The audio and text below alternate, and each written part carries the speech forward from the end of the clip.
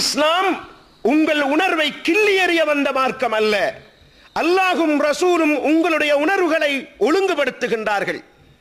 உங்களுக்கு இருக்கின்ற அந்த அறிவு, உங்களுக்கு இருக்கின்ற அந்த வீரம், உங்களுக்கு இருக்கின்ற உடலாற்றல், உங்களுக்கு இருக்கின்ற சகலவிதமான திறமைகள், திராணிகள், ஆற்றல்கள், உங்களிடம் இருக்கின்ற ஏனைய வளங்கள் அனைத்தையும் அது உள்வாங்கி ஒழுங்குபடுத்தி நெறிப்படுத்தி பட்டை தீட்டி புடம் போட்டு இந்த இஸ்லாத்திற்காக அது பயன்படுத்திக் கொள்ளும்.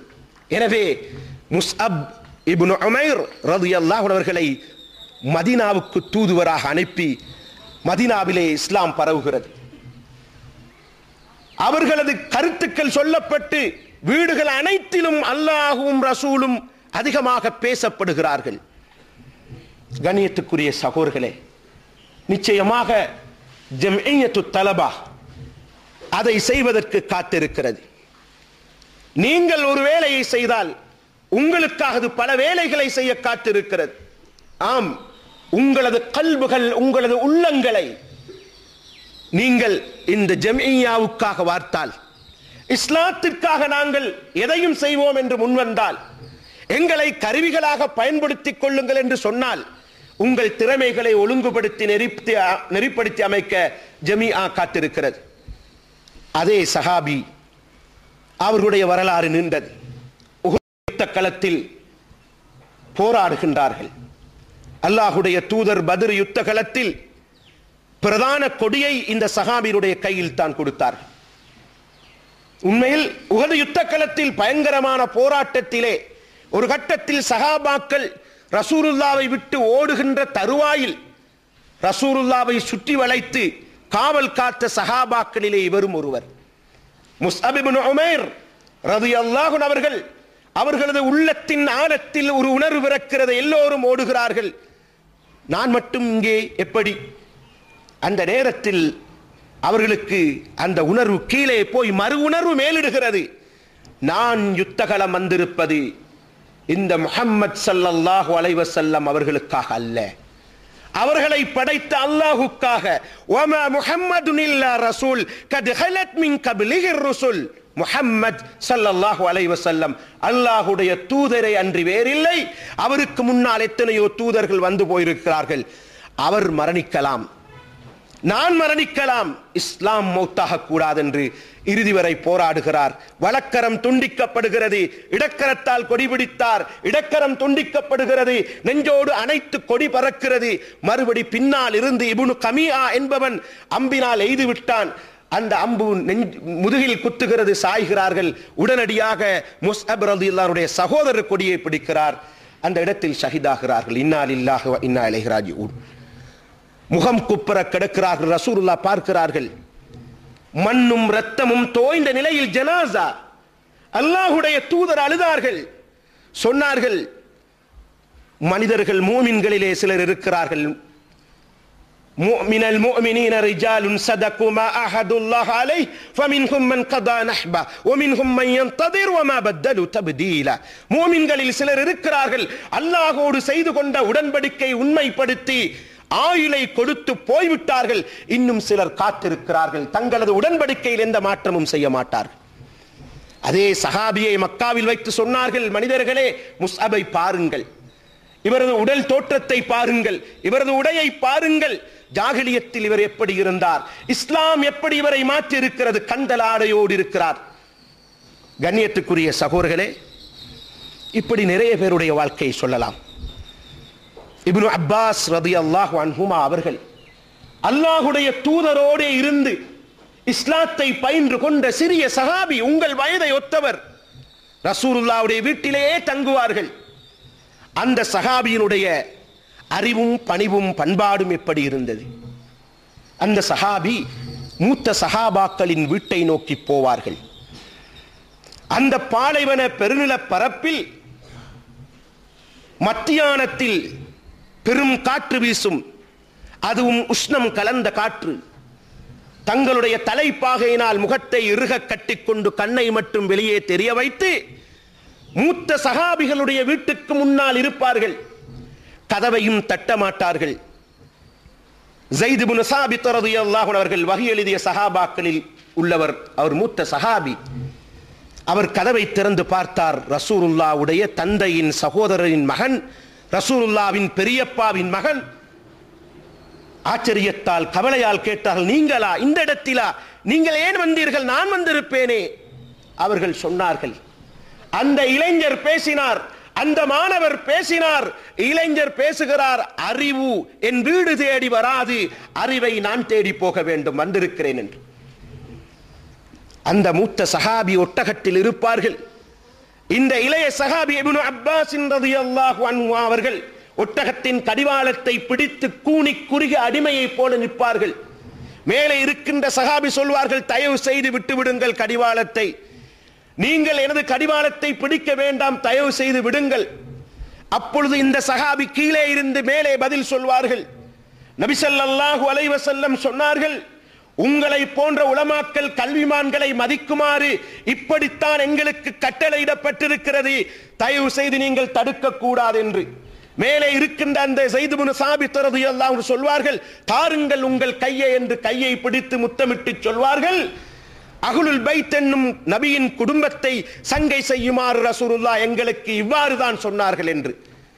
அந்த இப்னு அப்பாஸ் ரலியல்லாஹு அன்ஹுமா அவர்கள் வரலாற்றில் ஒரு பல்கலைக்கழகமாக திகழ்ந்தார்கள். அவர்களது வீட்டு வாசலிலே ஒரு கட்டத்தில் ஒவ்வொரு 7 நாளைக்கும் தனித்தனி பாடங்கள் நடைபெறும் என்று ஒரு பெரிய அறிவித்தல் பலகை போடப்பட்டிருந்தது. பெரும் கூட்டம் நிற்கும். 5-10 பேராக உள்ளே எடுத்து தஃப்சீர், ஹதீஸ், சட்டக்கலை என்று பயிற்றுவித்து அவர்களை அனுப்புவார்கள். மறுபடி 10 பேரை வர சொல்வார்கள். இவ்வாறு பெரும் முஃபஸ்ஸிராக உலகத்திலே தோன்றி மறைந்த முஃபஸ்ஸிரின்களிலே பெரியதொரு முஃபஸ்ஸிராக அவர்கள் மிளந்தார்கள். தர்ஜுமானுல் குர்ஆன், குர்ஆனிய மொழிபெயர்ப்பு என்ற பெயரை பெற்றுக் கொண்டார்கள். ரவுசுல் முஃபஸ்ஸிரீன், விரிவுரையாளர்களின் தலைவர் என்ற பெயரை பெற்றுக் கொண்டார்கள். அந்த சஹாபியை தான் ரசூலுல்லாஹ் துஆ செய்தார்கள், அல்லாஹும்ம ஃபக்கிஹு ஃபித்தீன், இவருக்கு மார்க்கத்தில் விளக்கத்தை கொடு நாயனே என்று. இதுதான் அந்த இளைய சஹாபாக்களின் வாழ்க்கை வரலாறு. சகோர்களே, அப்படியான சஹாபாக்கள் மட்டுமல்ல, தாபிஈன்கள், தபஉ தாபிஈன்கள், கள தளபதிகளை எல்லாம் பார்க்கிறோம். எல்லோரும் தங்களது வாலிப பருவத்தில் இந்த இஸ்லாத்திற்காக வாழ்ந்து மறைந்திருக்கிறார்கள். மூசா பின் நுசைரை பார்க்கின்றோம், தாரிக் பின் ஜியாதை பார்க்கிறோம், முஹம்மது பின் காசிம் போன்ற வீர தளபதிகளை பார்க்கிறோம்.